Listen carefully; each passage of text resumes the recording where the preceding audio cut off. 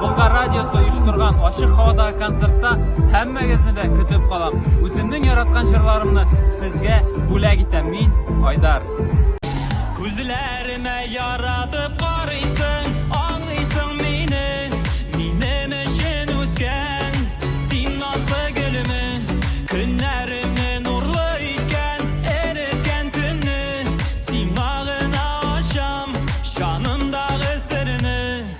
Turmushimning olsuvi, yuragimning arzuvi, xayolimning tatlısı, baxitim shod qizim. Farishtaga tinglarman, yotlarga da bermaman, yulduzdan da yoqtirib balqib sevganim, sen mening tilagim.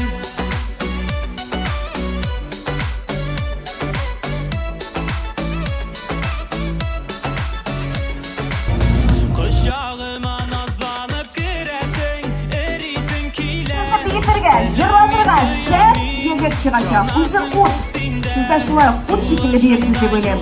Aydar, qarshilaymiz. Barib teksin teksin